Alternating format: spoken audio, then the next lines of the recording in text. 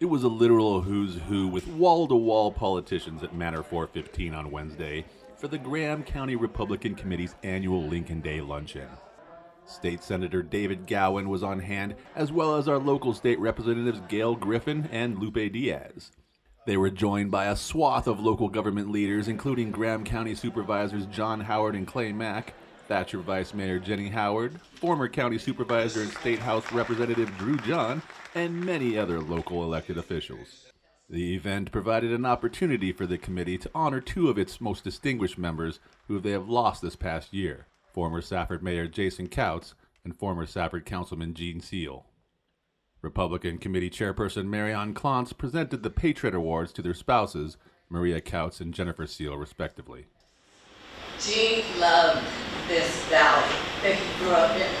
And he had so many people that loved him, and I benefit from all of the good that he did. And it just keeps flowing, I'm sure it will, and I'm so grateful. And he loved serving on the city council.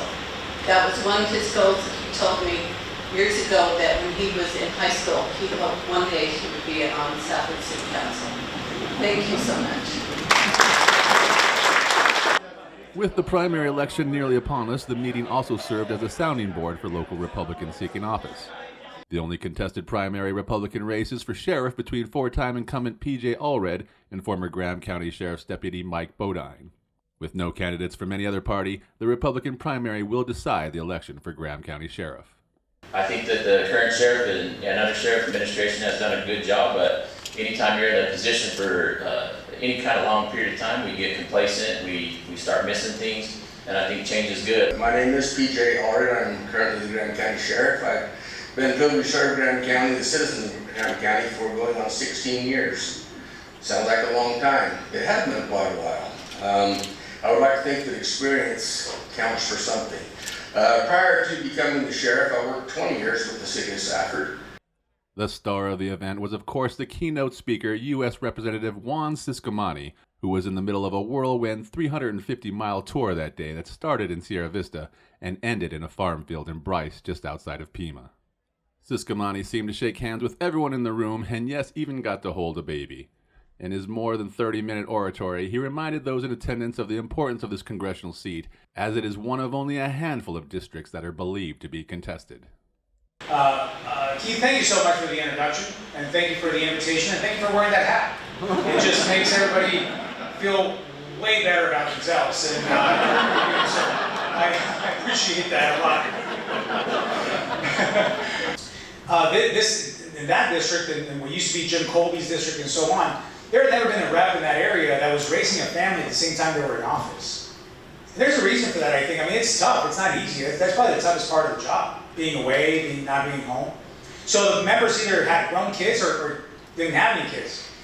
So the reason that that's important is because nothing keeps you more humble than dropping kids off at school in the drop-off line, and you take too long, and those moms don't care if you're a congressman. They're going to go and get the heck out of the way. They're going to honk, and, So I go to the football games, I go to the birthday parties, and then I hear from people. I hear what's on their mind. I hear that milk and eggs are too expensive.